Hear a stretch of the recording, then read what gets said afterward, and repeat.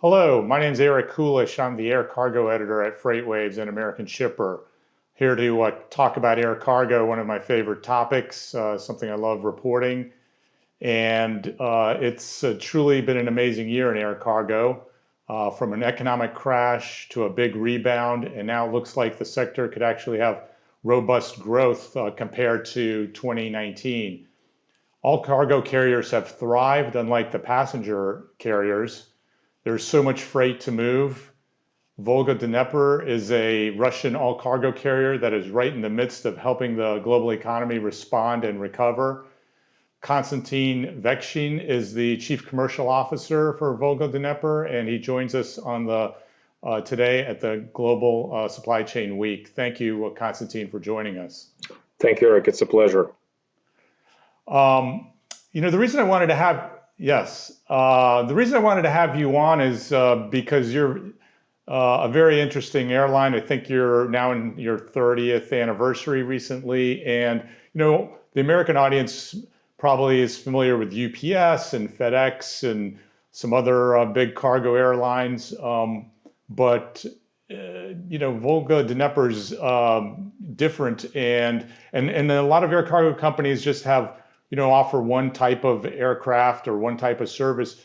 You have what you call a cargo supermarket concept, which I like. So maybe describe that and the different subsidiaries of your company and how that all comes together. Thank you, Eric. Excellent questions. And yes, we have been evolving. In the last 30 years, we started as a dedicated operator of the Antonov 124 airplane, a giant Russian-made airplane.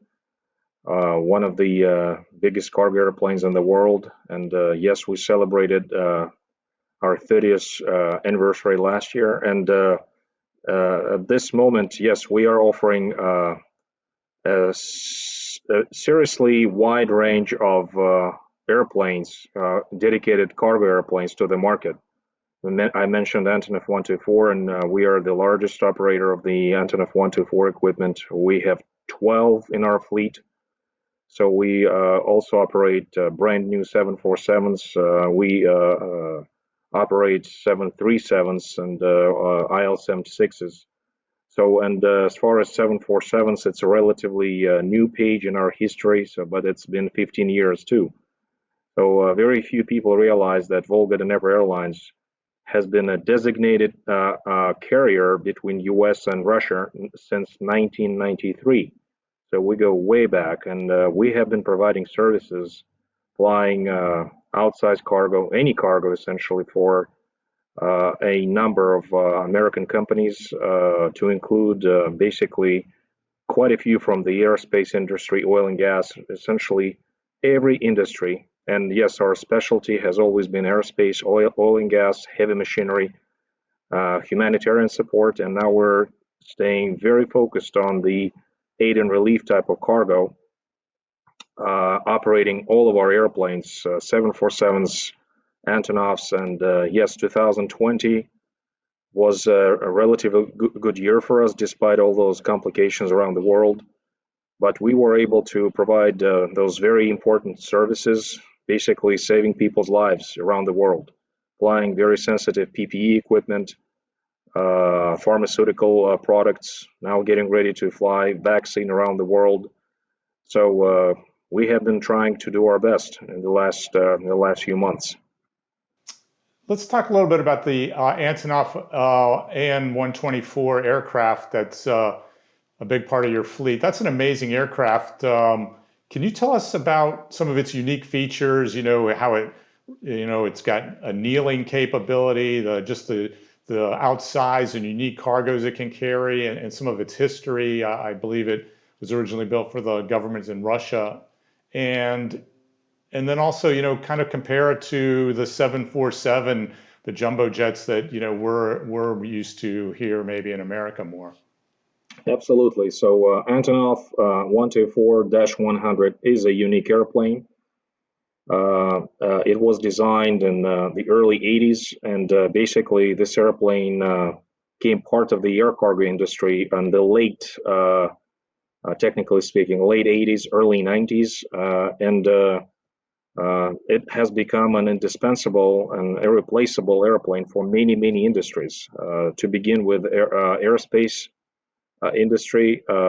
So from the very early stages of its utilization, this airplane has proven to be an indispensable player in the aerospace industry. So many of the industry manufacturers, aerospace manufacturers, so they started thinking uh, in terms of the Antonov 124 cross-section geometry while designing some of their equipment, while designing some of those satellite containers, or while designing some of those pieces of satellite equipment, just to make sure that if they have to move some of that equipment on the Antonov, which is a very strong option, a very reliable option. So Antonov 124 is readily available for that, and we have provided services flying various types of that aerospace equipment in and out of the U.S.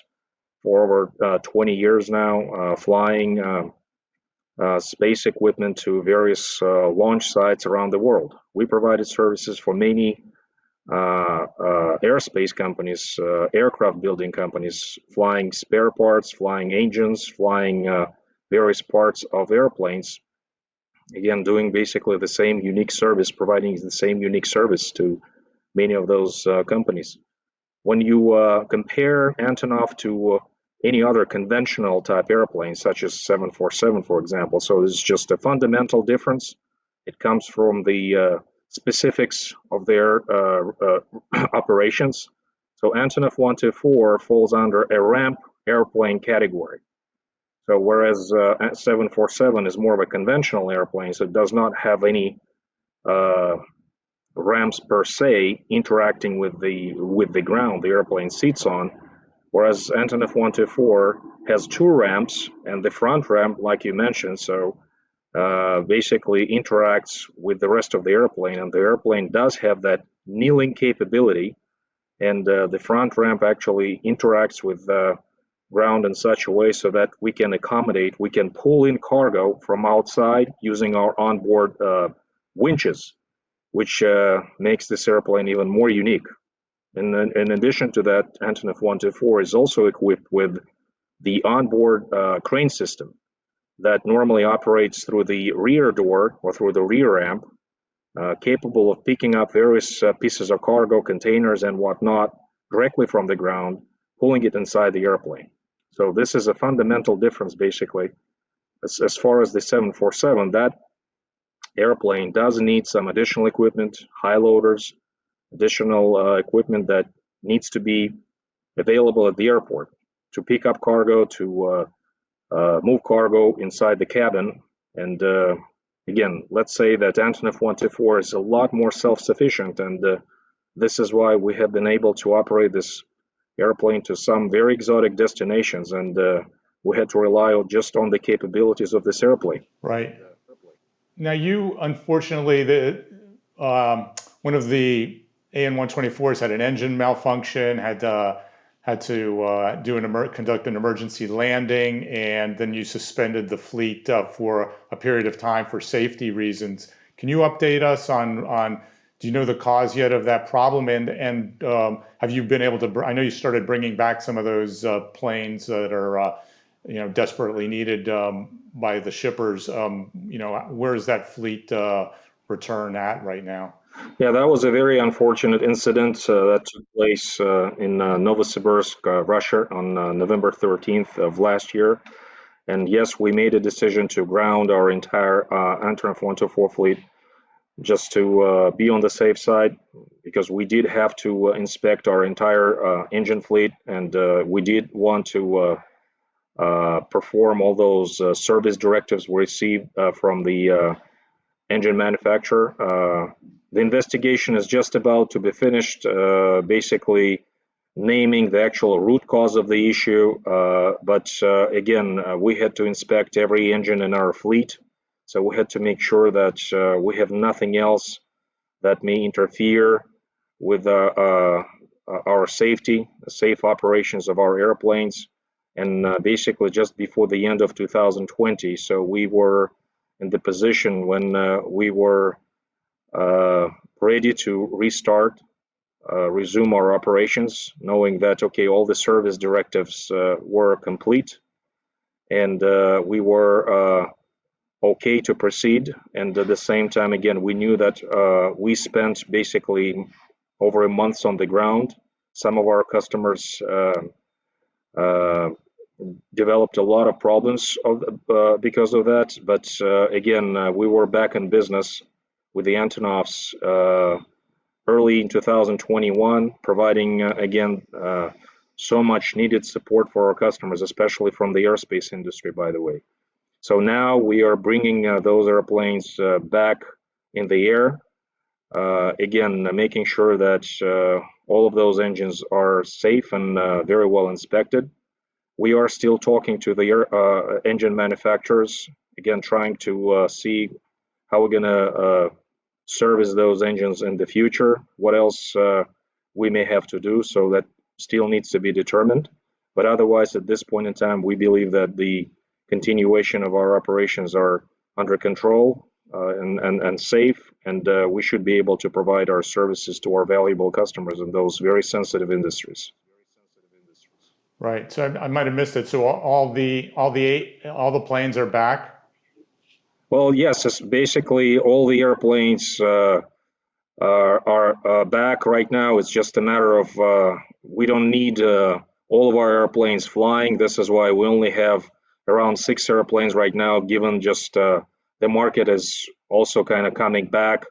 So, and we're also being very careful now, trying to fly only the type of cargo that really needs Antonov 124 to make sure that we have enough lifespan left, especially in relation to the engine. We need to make sure that we know what's going to happen in the future utilization of those engines, and this is why we're being very careful right now as far as which cargo we take, which cargo we believe may be flown on the 747. Gotcha. Right. So a bunch of pallets or boxes you'll put on the 747 and leave Yeah, if we think we can fly it on something else, yes. generators and stuff. Yes. Right. So so the coronavirus pandemic, just turned the industry upside down and has been a big boon for business for the all cargo carriers. Can you talk a little bit about how it's helped Volga-Dnepr's fortunes and then also, preview or tell us where things were like a year or two ago.